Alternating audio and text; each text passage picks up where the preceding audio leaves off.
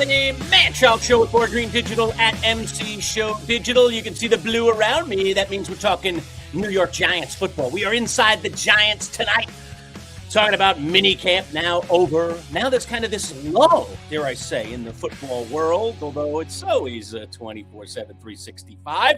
And here's a guy that covers them certainly that way from the Giants Nation podcast. It's the Football Grump. What's up, Grump? How are you? Thank you for having me. Happy to be back on the Man-Child Show. If there's two things that exemplify me, according to my future wife, it is that I am both a man and a child. So I think this is the place for me. Me too. That's how I got the nickname, I suppose. All right, let's talk some Giants. So mini camp is over. Look, this is John Harbaugh's first mini camp with the team. There is a different feeling around this team because I think most Giant fans think they now have a competent coach. So how was it different at all? Was it different mini camp this year, OTAs? Was there a different vibe around the Giants, would you say? Well, I mean, unfortunately, I don't have the luxury of getting to go, but, in talking to people like Jordan Renan and listening to the Dan Duggans of the beat, this couldn't be any more different. And forget Arvell Reese, forget the draft, forget Malik Neighbors coming back from injury, forget all that. The biggest offseason change for this Giants and the most important thing possibly for this franchise, a true turning point, a change in the rudder to set the ship in a different direction, is John Harbaugh. And this minicamp couldn't have been any further from what we saw with Brian Daboll. And it's even a little different from what they were a little bit before that with Joe Judge, who was sort of like a John Harbaugh, like a Timu John Harbaugh, a Make-A-Wish John Harbaugh. But there were a lot of similarities there, right? Like Joe Judge was the CEO guy. He emphasized teaching, getting a bunch of coaches. If you remember the staff that Joe Judge put together, it was a ton of former head coaches, at both levels. And he was really working the guys hard. He got famous for running hard practices, making them run laps. But the difference here, and Brian Daboll is the total opposite, did absolutely nothing. They would end practices early. It was described a little bit as a country club. These are, according to the beat, they're the full length practices of 2 hours and 2.5 hours, whatever like the limit is, they're going to that. And there's no if you've seen these practices, there's a lot of install periods, or they'll do special teams where they're just it's a lot of the fringe guys are running kickoffs and stuff, and nobody's really doing anything. It's sort of like a hydration break if you're watching the World Cup. There's none of that. It's team period after team period. They're doing 7-on-7s to 11-on-11s, back to 7-on-7s. They're running hard in these practices, and they're not the same way. They're not being described the same way as Joe Judge's were, where they're punishing. They're strictly working. So, yeah, I mean, this is a huge, huge change. The one interesting thing there has been a little noise around the Giants, It's quiet around the Jets, quiet around the Bills, but in New York, the Giants with some noise. Obviously, the Jackson Dart Trump introduction, that started a whole firestorm. Then we had apologies going across the board. Everybody's good. Is everything okay? The one thing I liked about how this all went down, Grump, was that, there might have been some noise, and there's always noise around football teams, and you don't like to hear it when it's out there. But John Harbaugh just seems to be able to decipher the noise very well and get it under control very quickly. Give me your thoughts about the noise around the Giants, and is there any there? Well, I mean, I couldn't agree more. The handling of the noise has been exemplary. I mean, this could have gotten off the rails pretty wild, and we'll avoid talking politics, but this is a super polarizing moment, whether you like sports or not. I mean, this is the kind of off-season noise that gets people who don't watch football, don't know who players are, don't care about this. Suddenly they have opinions. That's not the kind of noise any team wants or needs. And unfortunately, that was the case. And it dissipated pretty quickly. I mean, it wasn't perfect. But, the Jackson, is there noise? Jackson Dart has had quite an off-season. He has a certain personality and look to him that is perfect for the spotlight. And for what it's worth, had moments on the field in primetime games. I mean, that Denver game, though they have lost in a historic fashion, Jackson Dart can't be faulted for anything. He played lights out against a very top tier defense in that game. Beating the Eagles on Thursday Night Football is a big deal. He was best dressed at the Kentucky Derby. I mean, he was everywhere this offseason. Yes, it doesn't matter if it continues to be the guy he was on the field if there's continued progression. I mean, the one thing that I always, you can't in the draft process truly pin down how hard of a worker a guy is. And how quickly Jackson Dart was able to just jump in and be the starter for the Giants last year blew me away. I mean, we're not talking about a guy who was picked in the top 3 of the draft. Right. So if he can keep that work, and Cam Skattebo would say it too, is like, Jackson Dart's kind of boring sometimes. Like, he doesn't want to do anything. He's always like in his room looking over plays and stuff like that. If he can keep being that guy and continue to progress into a completely new offense, all new terminology, everything, then none of the offseason noise really is going to matter. Yeah, I think. well, let me ask you this about Dart. This is a fascinating question. From a scale of 1 to 10, 10 being you're absolutely 1,000% confident and 1 being you're not confident at all. Jackson Dart is a franchise quarterback, or is going to be a franchise quarterback for the Giants. What's your level of confidence right now? I mean, that's such a tricky one after only 1 year, right? Because it's so easy to get lulled into that flashy rookie year, and it's all about how you adjust to the league adjusting to you. Now, in Jackson Dart's corner, I think is a complete change in offensive philosophy that is going to emphasize a ton of ground game stuff, which takes a lot of pressure off of him as a passer. In practices, we're seeing him being forced to stay contained in the pocket. And every time he breaks, they're blowing it dead, which is taking away one of his natural strengths, which in game, they're not going to be blown dead. So he'll still have that in his repertoire, but they are forcing him to get better in the pocket. My confidence in him being a franchise quarterback is still pretty high.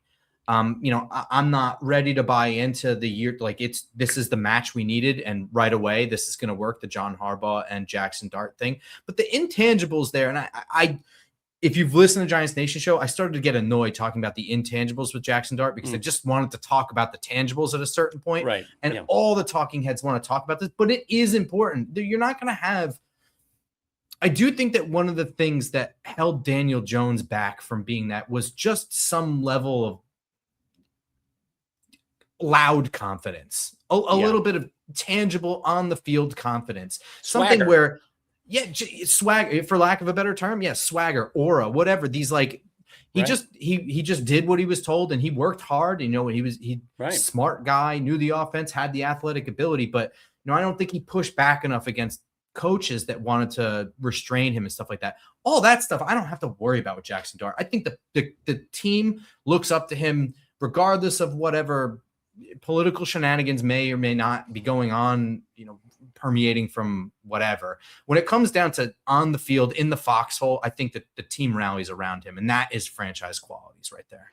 Man Child Show with Board Green Digital at MC Show Digital, our handle on YouTube. Don't forget to like the video. Also hit the subscribe button. We're still out there looking for subscribers each and every day to grow our content, get it out there to the masses. So I appreciate anybody. It's absolutely free to subscribe. We are presented by Northeast Roofing Professionals. You see their logo right above us there in the center of the screen. Tonight's video brought to you by our friends at the Floral Gardens. Flowers good for any occasion. And we'll hear from our friends at Floral Gardens in just a little bit. We're talking with the Football Grump from the Giants Nation podcast, one of the best Giants podcasts out there. Maybe number one, frankly, in my book. And we're talking all things Giants here in the offseason. All right, Kayvon Thibodeaux. Is he going to be a Giant at the start of the season, or is he going to land on the Patriots or somewhere else? The rumors continue to flow with Kayvon Thibodeaux. What's your gut tell you, Grump? My gut tells me he stays. I think that John Harbaugh respects him and wants to see what he's got in that room when the bullets start flying. I think also staying healthy is a big thing for Kayvon. And I don't know that trading him away for anything is going to net anything that's not that it won't be worth it. It's just, it won't help you right away this year. Right. And what do you end up, if you get like one pick for Kayvon Thibodeaux, are you using that pick just to replace Kayvon Thibodeaux with another edge guy or something to add to that rotation? What are you really going to get in return? I think John Harbaugh wants to see what he has with his own eyes when the bullets start flying. And also it's part of the larger defensive line that is now lacking Dexter Lawrence and Roy Robertson Harris, who just blew his Achilles. You know what I mean? Yeah. So this is part of a larger unit that is overall not very good. So I don't personally see the benefit in letting him walk, and Bobby on the show has also made this same point where it's, if you want to be a good team, what good teams occasionally have to do? overpay to keep their Yeah, players. you do. Once in a while, you kind of have to. And I would like to be in the situation where I'm like, Kayvon Thibodeaux is a guy worth spending extra cash on to keep on the roster and keep that defensive line competitive, make that be the strength. We think the edge room is a strength on paper. It certainly didn't really look like it last year. So build that into a strength and then keep it a strength. That's what I really want. Also, you had asked me 1 to 10 on my confidence level for Jackson Dart. I'm going to say an 8 for right now. Okay. Sorry, I didn't give you a all number. Right. Okay, that's all right. That's all right. You were intimating there. I was going to hold you to the number, but I said I'll let you off the hook. Talking with the Football Grump for the Giants Nation podcast, man-child show with Boy Green Digital at MC Show Digital, our handle. Okay. Let's put that aside and let's talk about the injuries. 2 key injuries for the Giants last year. One of the guys is now back and he's snapping. He's got loose lips, as they say, and that's of course Skattebo. We got to talk about him, Cam Skattebo, and the noise that he's making. Talking about I'm still running over people. I'm not changing my style. And then, of course, what's going on with Malik Neighbors, and is he going to be back for the opener? What kind of condition is he even going to be in if he is back playing by the time the Giants open their season? So what is your level of concern, both those guys, and what do you think about what Skattebo had to say? Well, I mean, I don't think Skattebo should change who he is. I mean, there's a reason he went in the 4th round, and it's because he isn't a speed guy, and he's a natural football player, and he plays football the way he plays football. His injury is sort of a freak accident. I mean, him having to jump over the middle of the field and just landing odd, he didn't really get hurt playing Cam Skattebo football. He got hurt, trying to catch a pass that was poorly thrown. So I don't think that he should change who he is. I don't know if he can be effective not being who he is. And it's just in his DNA. He's a maniac and he's going to run people over. And I think if he's going to have to retire from football, I think that's the way he's going to want to go. And if he retires for any other reason, he'll regret doing it and always wonder what if.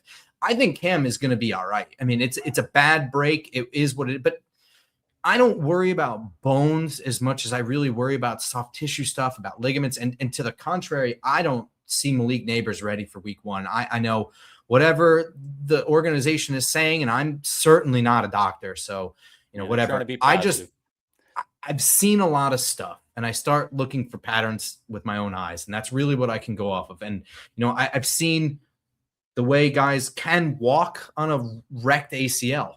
I remember when Terrell Thomas tore his ACL for the second time. I think that was 2010 in preseason. He banged his knee against Jason Pierre-Paul in preseason against the Bears as they both converged for a sack. He got up, he walked to the locker room, and you could just see it in his face. It was just worse than that. I saw Malik Neighbors at the softball game, the license plate guy, Brian Burns charity softball game. That doesn't look to me like a guy. I don't think it's like concerning. I just don't think that he's ready week 1. I think this is a PUP guy.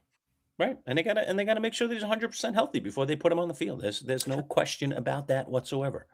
I think that's the other part of it too, is that Malik Neighbors is very aware of his own body. And we saw this with Andrew Thomas last year. So if I don't feel ready, I'm not going to play. And Malik Neighbors is very vocal with the same thing. And I don't blame players for doing that either. So you okay with if he doesn't feel ready? So I don't know. You okay with the running back room the way it stands? Or were you one of those people as the draft was approaching and said, hey, if Jeremiah Love's on the board, let's take Jeremiah Love at good old number 4? Give me your thoughts about the Giants running back room. Well, if Jeremiah Love fell to them at 4, where were we? 4, 5? If he fell to them at 5 and they took him, but they were still able to get Francis Mauigoa at 9 or whatever Dexter Lawrence pick we got, that I could have lived with, but that was such a huge gamble. It's like, are you going to be able to do that? Because that just falls into that same trap of like what they did was like you get Saquon Barkley because he's a can't miss running back and you build the line later. And it just didn't work out that way. You found excuses to not build the line. You tried to build it too quickly. If guys don't pan out, that's a sunk investment. They weren't in the position really to take Jeremiah Love to make. I didn't feel fully happy if that was going to be the way that it went. So the fact that it didn't happen, I almost felt relieved because I would have been conflicted at 5 if he was still there. In terms of the way the running back room is this year, I can live with it, right? I think that Devin Singletary is an undervalued veteran. He's a guy who plays in all 3 phases of the running back room. He can block, he can run, and he can catch passes. He can do all of those things. Yeah, sure, he's not blowing anyone away, but no matter what the job is, you can rely on Devin Singletary to get that job done no matter what. Tyrone Tracy, I think, is your one cut back who also gives you some versatility in the pass game, and Cam Skattebo is your hammer. And I think that there's your 1-2 guy, and Devin Singletary is your third down back or whatever. I like the way that the room looks right now, and I need to see. And I think that Jackson Dart is part of that room. You add Patrick Ricard to that and a Greg Roman offense with Willie Taggart back there. I'm perfectly fine with that room this year. Next year, I would like to upgrade from Devin Singletary and get somebody a little bit more explosive. Yeah, I love the hammer fullback too, Ricard. I think is going to be a really cool player for the Giants. I'm a big fullback fan. Glad to see the revitalization, at least in some of these offenses across the NFL, in the fullback. Love the fullback. In my opinion, Football Grump, but I'm curious whether you agree with me or not. As I look at this Giants squad right now as it stands and its roster, obviously that interior defensive line is a piece of the puzzle that's a little bit shaky right now with Lawrence out and the Giants trying to piecemeal it with a whole bunch of different people, including DJ Reader. But I'm most concerned actually at cornerback. What is the scariest position to you on this team? Because for me, it's corner. I don't like the depth at corner. I don't trust Tay Banks. I don't even know if I trust, Adebo. I mean, I don't know who I can trust on the corner there. And I think cornerback's such a vital position to any defense. Give me your thoughts.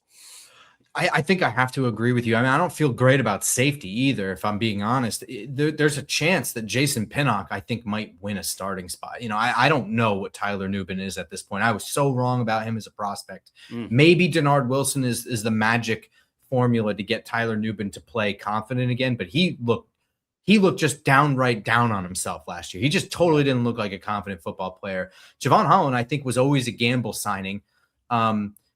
You're right. I mean, first of all, I think corner, you almost have to have like 4 capable corners on your roster because they get hurt so dang always.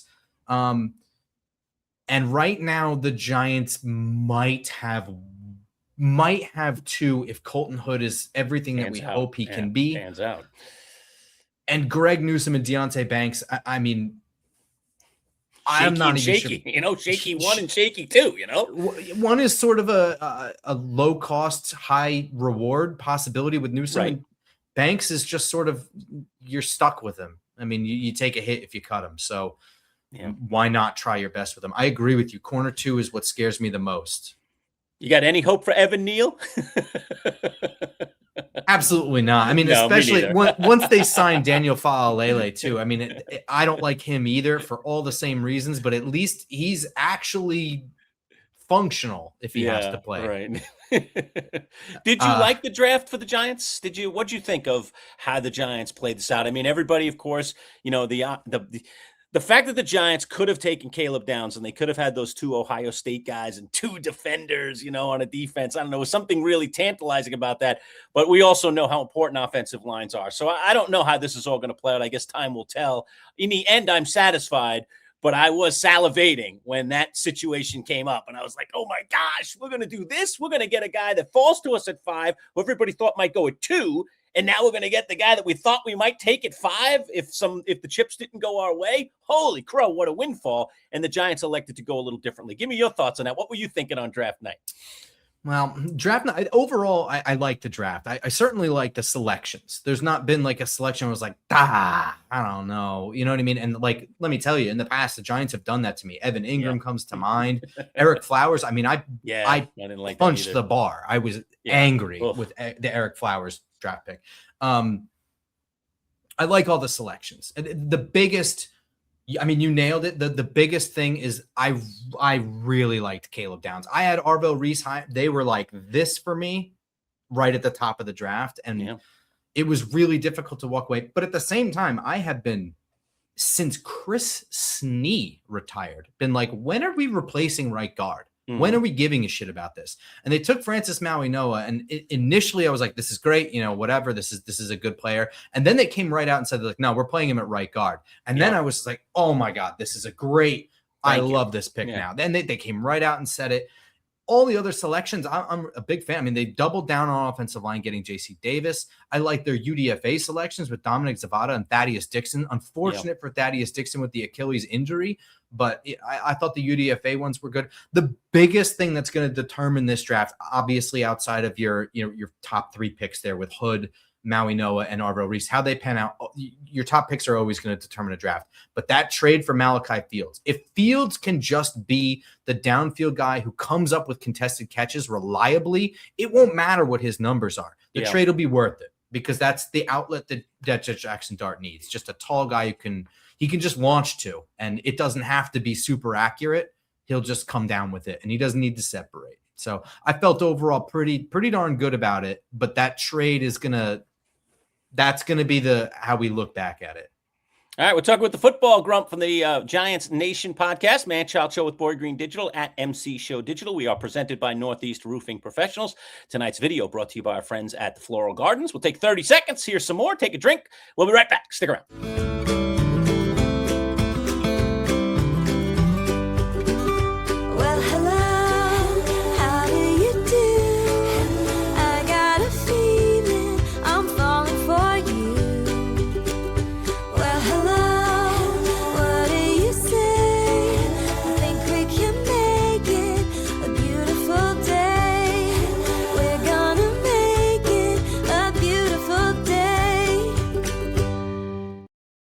All right, we're back talking all things Giants with the Football Grump from the Giants Nation podcast, the Man-Child Show with Boyd Green Digital at MC Show Digital. Inside the Giants, if you had to take one player from this draft that you think is going to have the biggest impact on this season, which guy would you take? Oh my gosh, and the whole draft? One guy.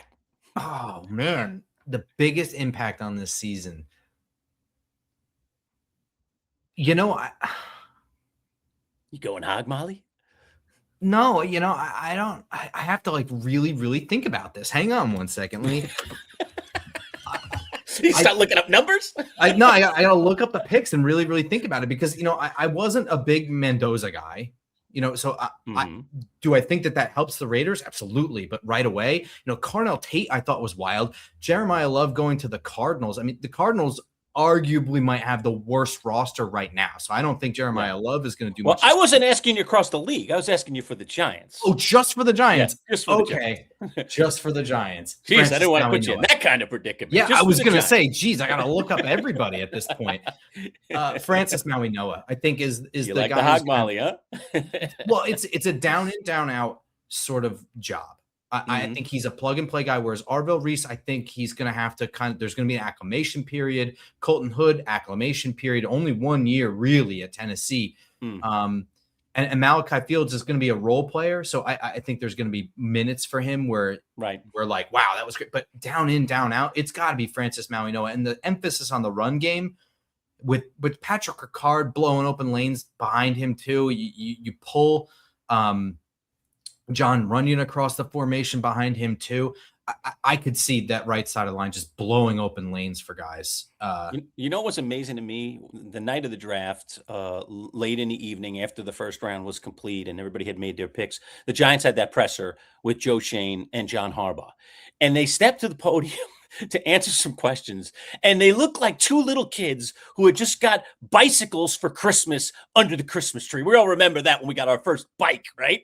And I was like, they couldn't believe that they ended up with Reese and Maui Noah. And that to me, I mean, you never know how guys are going to pan out. We don't have crystal balls, but based on what they felt about these players, I don't think they could have dreamed a better scenario. And that's what it felt like. So, and if it turns out that way, it'll have been a great draft, obviously, for both Joe Shane and John Harbaugh. No question. I couldn't agree more. And as much as I was conflicted about Caleb Downs, the prospect of Arvell Reese falling to us never truly occurred to me. I mean, when we did our top 20 show or whatever it was we did like a top half of the first round show. We went through every prospect. We spent about 10 seconds on Arvell Reese. Because it was just like, he's gone in the first 3 picks. This is not even, we're not getting him, whatever. So like you and I, we're old guys now. Yeah. So like after that draft, I had streamed the entire first round. So it ended pretty late and it's a weeknight and I got to get to bed. I got a job. I couldn't sleep. I was just too giddy. I was watching the pressers and like, you get that sometimes. We're just I think I went to bed at like 3:30 in the morning. I just started watching Arvell Reese clips, Francis Maui Noah clips.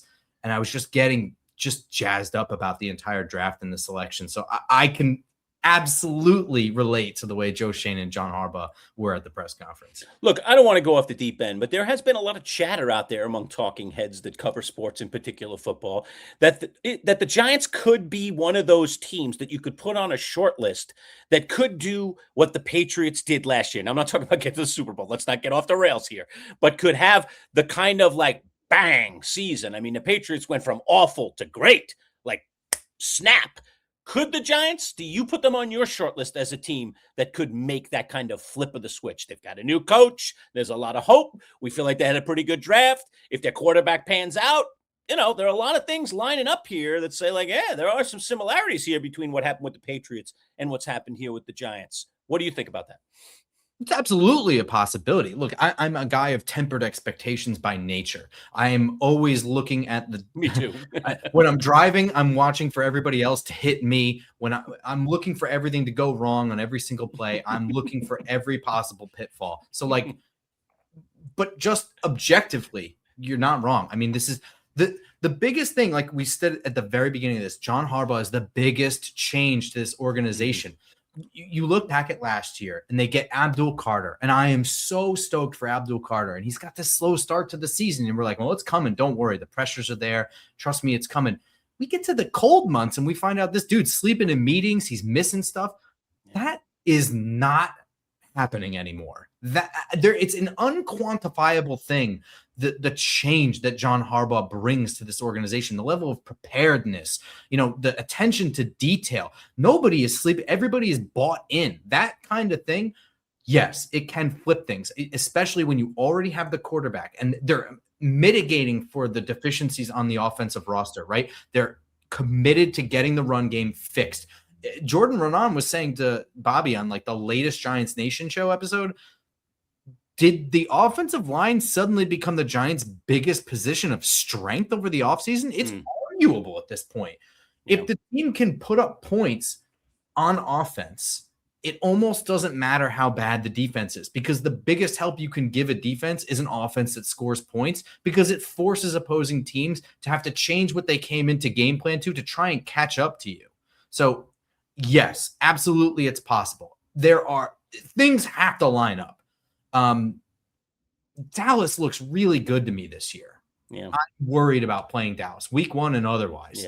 Yeah. Philadelphia, they are, as much as I want to hate them, and they are sort of on a downswing. They had a down year last year. Still have a good roster. Dangerous. Yeah. Jaden Daniels coming back. Now, Washington's the one where I think that there is a real advantage. Dan Quinn put a lot on the line by firing Cliff Kingsbury and then hiring a guy to do offensive coordinator. It's never done it. Yeah. If that doesn't work, I don't know. But there are all the things are lining up for the possibility. Absolutely. The thing is, they're not going to be the Patriots. If that happens, they're not going to the Super Bowl. I don't see that happening as like less than 5% chance. The most important thing, and I don't think that this is going to happen either, is that they accurately self-scout themselves after a successful season and don't do what they did in 2023, which just completely buy into themselves, act like 2022 was not literally all of the stars aligning perfectly, and just, take it easy from there. Since we live in a world of wins and losses, to you, what's a successful season for the Giants? Wins and losses. How many wins?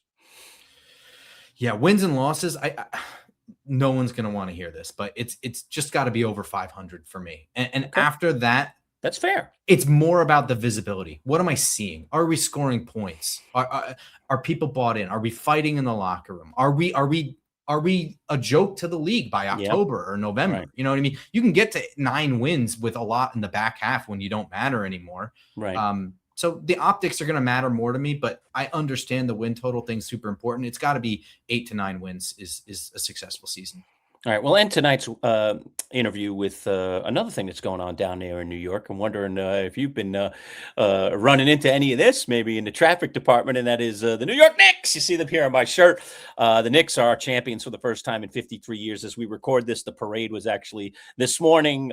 They said get to the parade like 2 to 3 hours early. They shut down people from getting to the parade, I think, over almost 3.5 hours before. That's how early these crazy New York Yorkers got into the city. This was a parade that started at 10 o'clock, folks. So we're talking about people getting on these trains at 4 in the morning to get in there by like 5 in the morning so that they could just get into the area. So people were literally like sent back home. Go home. Sorry, we're closed. The city is closed for all parade people because they just didn't have enough spots. It really has turned the city on its head. You feeling that down there? Give me a sense of what New York City is like when the Knicks are a winner. So I'm now in Charlotte, but I was just up in Jersey 2 weeks ago. 2 weeks ago. So, I mean, the fervor is there. And let me tell you something. In 2011, when the Giants were good, I remember I was in the Harrison Kearney area, which is, for people not familiar, it's like, what is that, like 15 minutes from New York City? Like it's real close. That's part of the suburb. And I remember cars decked out in Giants gear throughout that playoff run, people riding their bikes. They had flags all over them. They were fully decked out. Even down here in Charlotte today on my lunch break, guy in full Knicks gear just walking down the street. And of course, down here, everybody's from Ohio, Pennsylvania, New York, New Jersey. Yeah, right. So, sure. But look, I'm not really a basketball guy. And when I was a kid, I was a New Jersey Nets fan. My hope here is that the Knicks have this sustained success and just own the city and wipe away this fake Brooklyn Nets thing to the point where there's just no fan support. And this totally isn't happening, but they just give up and move back to New Jersey where they Get them belong. out of here. Get them out of here. Go back. I mean, let's be honest. The Knicks do own New York City, and they always have. They always have.